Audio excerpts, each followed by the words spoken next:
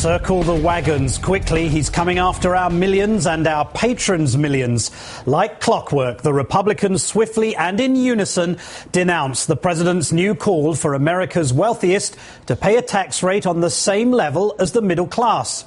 At a fundraiser late last night, the president said, "You're already hearing the moans and groans from the other side about how we're engaging in class warfare. All the usual scripts. I mean, it's predictable. The news releases that come out from the other side." News releases be damned. Speaker Boehner had this to say.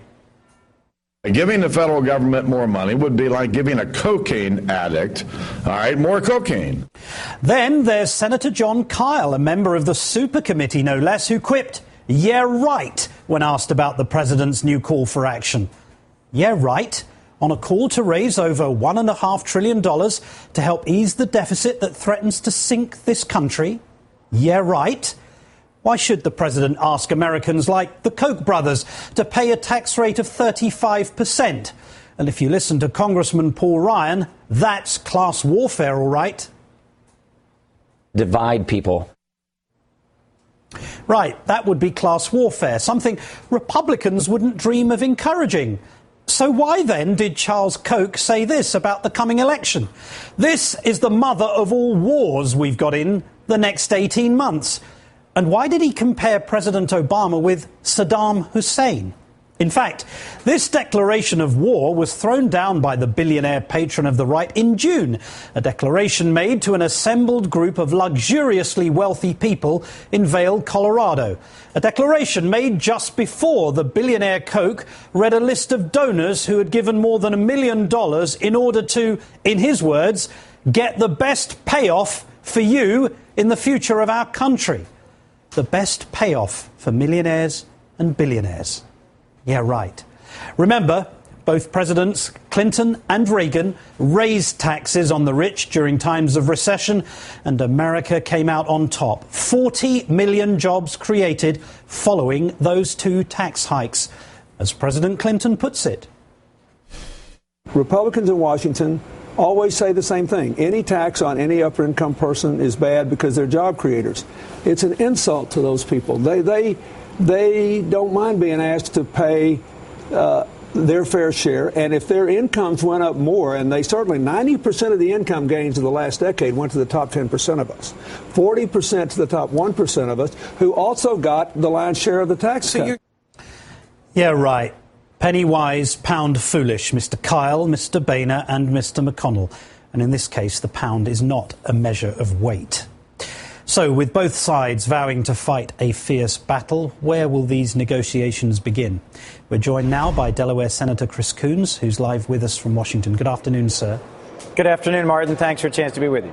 Eugene Robinson in today's Washington Post says the reason Republicans started squawking about class warfare even before the president laid out his proposals is because he found a way in simple terms of illustrating how unfair and how unequal our society has become. So I'm assuming you agree this is not just a fiscal argument, it's a moral one.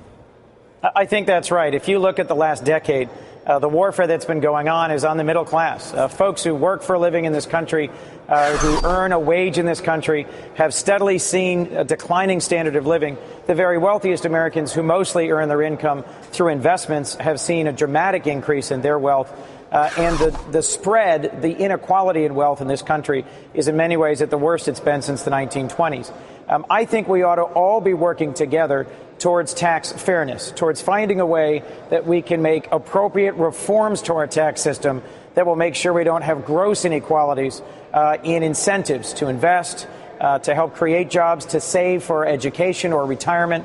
And I really do think that the changes that were made in tax policy in the last decade have actually put the working middle class of this country at a great disadvantage. The so-called Buffett rule, I think, concisely summarizes the unfairness of our current tax structures. I don't want to bring back a nightmare, but do you remember that debate with Christine O'Donnell almost exactly a year ago in which she said, and I'm quoting, "I want to go to Washington to create jobs based on private business, not your tax dollars."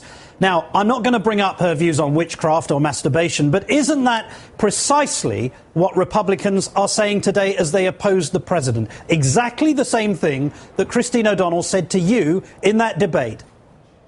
Well, I wish they were saying something that clear and simple and coherent. What instead we heard in the run-up to this piece was simple, snide remarks like, oh, give me a break, or oh, yeah, or comparing the federal government to a crack addict.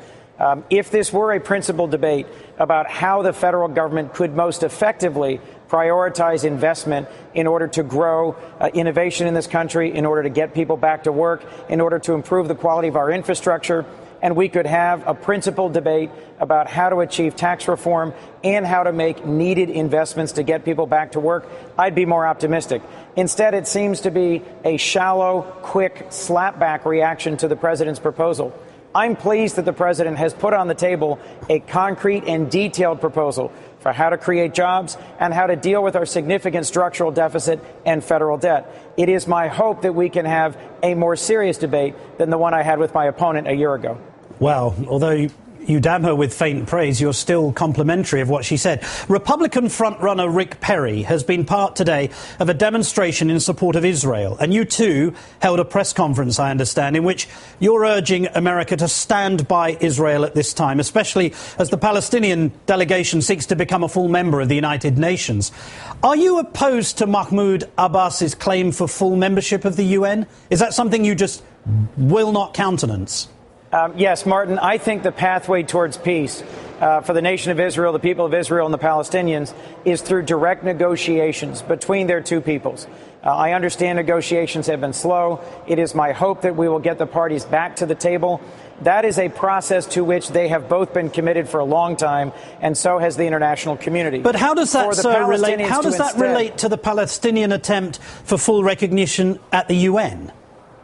Well, what I really think the objective is to seek access to the multilateral institutions that the United Nations recognition would give them access to, the International Criminal Court, for example, or the International Court of Justice.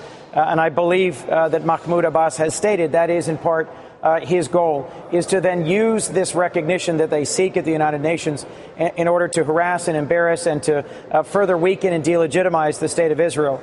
I think the better path forward, one that has a better chance of securing peace for the Palestinians and the people of Israel, is for them to sit at the table and resolve the issues between them, instead of continuing to further politicize and further challenge the legitimacy of the state of Israel. It is my hope that the heads of state of 23 African nations to whom I've written in my role as the chair of the African Affairs Subcommittee chair of the Senate Foreign Relations Committee, that they will take seriously the concerns I've expressed and many of my colleagues in the Senate have expressed, that we really don't think this is going to be a constructive move and will not contribute to the recognition that the Palestinians ultimately seek, and it will not contribute towards a resolution of their long-standing conflict with the people of Israel. Mr. Coons, a final question. You, I note in your biography, preach sermons at various Presbyterian churches. Is your opposition principally political, or is there a theological background, in the same way as there is with Rick Perry, to his opposition to the Palestinian delegation securing full statehood status at the UN? Well, my faith teaches that peace is one of the most important things we can work towards, and that reconciliation is something we should seek with all peoples. My view of our partnership, our relationship with the people of Israel, is one that I think all Americans can share and can come to, which is that we are two nations rooted in a shared vision, which is that through democracy, through an open press and open economies, and through respect for human rights, we can ultimately achieve progress and peace for our peoples.